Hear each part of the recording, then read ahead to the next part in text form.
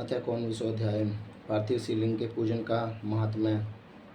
ऋषिगण बोले, हे सूत जी, आप चिरंजीवी हो, आप धन्य हैं जो परम शिव भक्त हैं। आपने शुभ फल को देने वाली शिवलिंग की महिमा संपक प्रकार से बताई। अब आप व्यास जी द्वारा वर्णित भगवान शिव के सर्वोत्कृष्ट पार्थिव लिंग की महिमा का वर्णन करें। सूत जी बोले, हे ऋषियों, मैं शिव के पार्थिव लिंग की महिमा का वर्णन बता रहा हूँ। आप लोग भक्ति और आदर सहित इसका श्रवण करें। यदि जो अभी तक बताए हुए सभी शिवलिंगों में पार्थिव लिंग सर्वोत्तम है, उसकी पूजा करने से अनेक भक्तों को सिद्धि प्राप्त हुई है। हे ब्रह्माणों, ब्रह्मा, विष्णु, प्रजापति तथा अनेक ऋषियों ने पार्थिव लिंग की पूजा करके अपना संपूर्ण अभिष्ट प्राप्त किया है। देव, असुर, मनुष्य, गंधर्व, नाग, राक्षसगण और अन्य प्राणियों ने भी उसकी पूजा करके परम सिद्धि प्राप्त की है। सतयुग में मणिलिंग, त्रेता युग में स्वर्णलिंग, द्वापर युग में पारदलिंग और कलयुग में पार्थिव लिंग को श्रेष्ठ कहा गया है।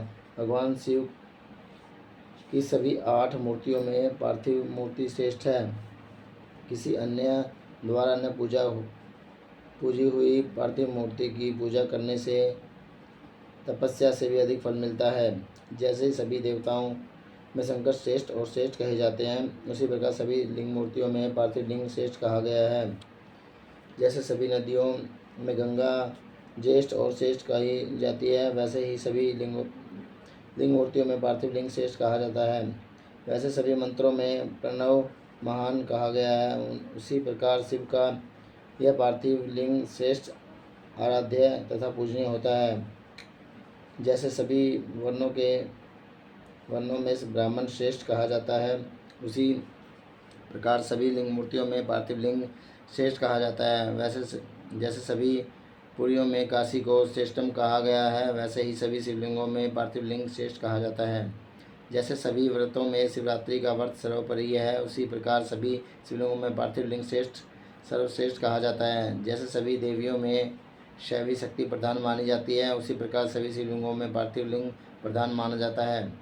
जो पार्थिव लिंग का निर्माण करने के बाद किसी अन्य देवता की पूजा करता है, उसकी वह पूजा तथा स्नान दान आदि की क्रियाएं व्यर्थ हो जाती है। पार्थिव पूजन अत्यंत पुण्यदायी तथा सभी प्रकार से धन्य करने वाला, दीर्घायु पुष्प देने वाला है। यह तुष्टि, पुष्टि और लक्ष्मी प्रदान करने वाला है। अतः श्रेष्ठ साधकों को पूजन अवश्य करना चाहिए। उपलब्ध उपचारों से भक्ति श्रद्धापूर्वक पार्थिव लिंग का पूजन करना चाहिए। यह सभी कामनाओं की सिद्धि देने वाला है। जो सुंदर वेदी सहित पार्थिव लिंग का निर्माण करके उसकी पूजा करता है, वह इस लोक में धन दाने से संपन्न होकर अंत में रुद्र लोक को प्राप्त करता है। जो पार्थिव लिंग का निर्माण करके बिल्वपत्रों से 11 वर्ष तक उसका त्रिकाल पूजन करता है, उसके पुण्य फल को सुनिए। वह अपने इसी शरीर से रुद्रलोक में प्रतिष्ठा प्राप्त करता है। उसके दर्शन और स्पर्श से मनुष्य के सभी पाप नष्ट हो जाते हैं। वह जीवन मुक्त ज्ञानी और शिव स्वरूप है, इसमें संशय नहीं है। उसके दर्शन मात्र से भोग और मोक्ष की प्राप्ति होती है। जो पार्थिव शिवलिंग का निर्माण करके जीवन पर्यंत नित्य उसका पूजन करता है, वह शिवलोक प्राप्त करता है। वह असंख्य वर्षों तक भगवान शिव के सानिध्य में शिवलोक में वास करता है और कोई कामना शेष रहने पर वह भारतवर्ष में सम्राट बनता है। जो निष्काम भाव से नित्य उत्तम पार्थिव लिंग का पूजन करता है, वह सदा के लिए शिवलोक में वास करता है और शिव साजुष्य को प्राप्त कर लेता है। यदि ब्राह्मण पार्थिव शिवलिंग का पूजन नहीं करता है, तो वह अत्यंत दारुण शूल प्रोत नामक घोर नरक में जाता है। किसी भी विधि से सुंदर पार्थिव लिंग का निर्माण करना चाहिए, किंतु उसमें पंचसूत्र विधान नहीं करना चाहिए। उसे अखंड रूप से बनाना चाहिए, खंडित रूप में नहीं। खंडित लिंग का निर्माण करने वाला पूजा का फल नहीं प्राप्त करता है। मणिलिंग, स्वर्णलिंग, पारदलिंग, स्फटिकलिंग, पुष्परागलिंग और पार्थिव लिंग को अखंड ही बनाना चाहिए। अखंड लिंग चर लिंग होता है और 2 खंड वाला अचर लिंग कहा गया है। इस प्रकार चर और अचर लिंग का यह खंड अखंड विधान कहा गया है। स्थावर लिंग में वेदिका भगवती महाविद्या का रूप है और लिंग भगवान महेश्वर का स्वरूप है। इसलिए स्थावर लिंग में वैदिक युक्त द्विखंड लिंग ही श्रेष्ठ माना गया है।